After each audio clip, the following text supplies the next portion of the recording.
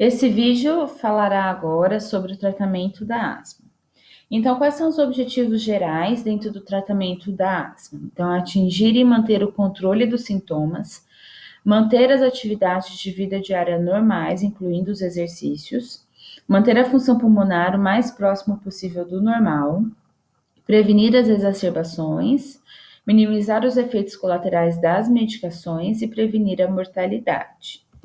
Então, o tratamento, normalmente, ele é feito em algumas etapas. Por exemplo, etapa 1, educação do asmático, família e controle ambiental.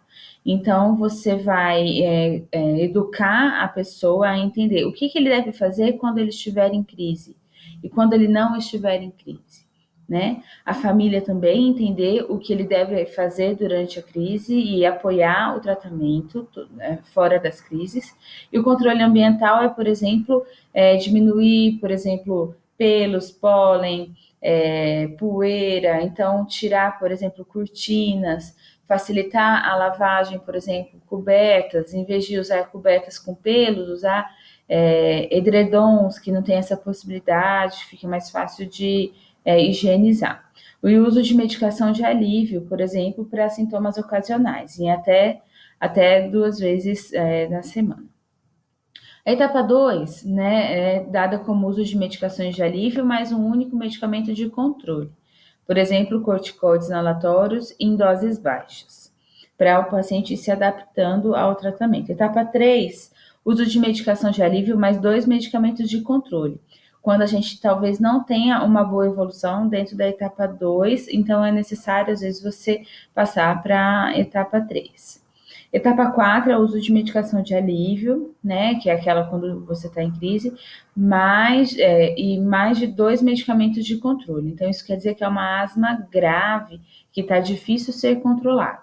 E a etapa 5 é o uso de medicações de alívio e mais de 2 medicamentos de controle mais corticoide oral.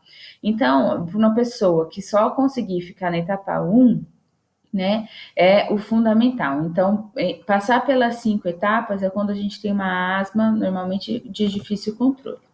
O controle da asma expressa a intensidade das manifestações da doença. Então, normalmente, a gravidade da asma refere-se à quantidade de medicamento necessário para atingir o controle. Então, a asma leve é uma asma de baixa intensidade de tratamento. Então, você fica na etapa 1 e 2.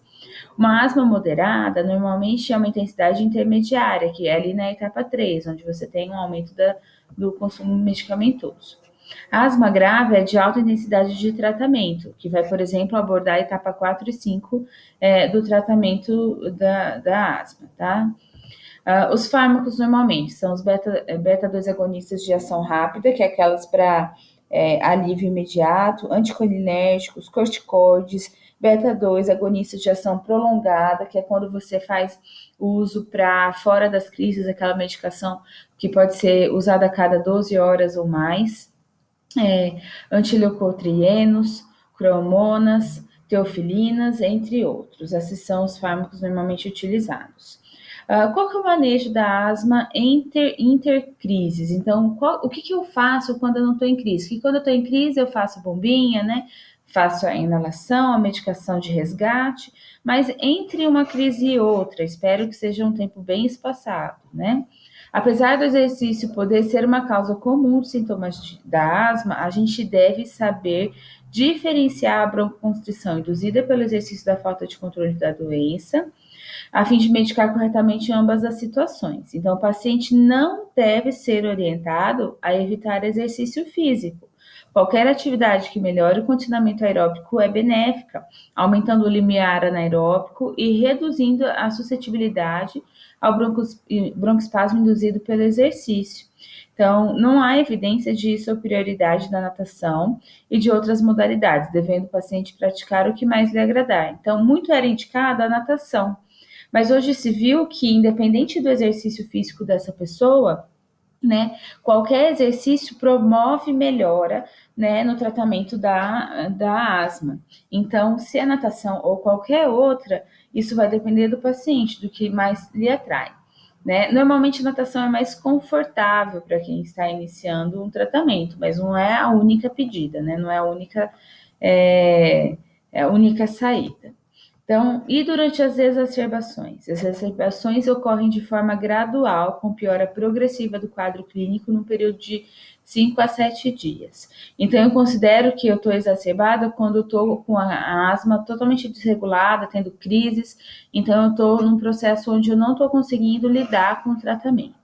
As causas mais comuns são infecções virais ou exposição a alérgenos ambientais, poluição ambiental. Então, quanto mais próximo a centros industriais ou cidades superlotadas, né, existe a poluição ambiental que pode ajudar a piorar a asma. A exposição ocupacional ou a drogas que estimulam a hiperresponsividade brônquica do paciente. Então, pode ser graves, moderadas e leves. Então, a gente tem um paciente que vai sentir a sensação de aperto no peito, dificuldades para respirar, vai ter sibilos, tosse. E a gente tem ali, então, a classificação da intensidade de exacerbações em crianças e adultos. Então, também tem a diferença de leve, moderada e grave. Então, normalmente ela se dá, por exemplo, quando é muito grave uma exacerbação, a gente pode considerar que ela está próxima a uma insuficiência respiratória ou está em insuficiência respiratória, né? Ela provém normalmente de cianose, sudorese, exaustão. Você vai ter um murmúrio vesicular, né? Um som pulmonar bem diminuído, porque está tão fechada a via aérea que o ar não consegue entrar nem sair. Então, assim, os sinais e sintomas, eles vão variar, mostrando a intensidade das exacerbações. Ela pode, então, variar de leve a moderada, grave e muito grave. Ela normalmente vai ter tratamento hospitalar, sempre pensando numa oxigenoterapia, onde o paciente asmático tem que pelo menos saturar mais que 92%. Em algumas literaturas indicam até mais que 94%. As medicações broncodilatadoras e corticoides são prescritas na prescrição médica, então são feitas de rotina. Fisioterapia respiratória é fundamental porque associada ao broncoespasmo existe um desconforto respiratório, uma alteração da mecânica ventilatória, produção de secreção, que pode evoluir para uma doença secretiva, né? Por exemplo, uma pneumonia. Em alguns casos, pode ser necessária a ventilação mecânica, tanto invasiva como não invasiva. Então, vai depender do grau de exacerbação. Se for uma muito grave, provavelmente ela vai para a mecânica não invasiva ou até a invasiva. É isso, gente. Um abraço e até o próximo vídeo.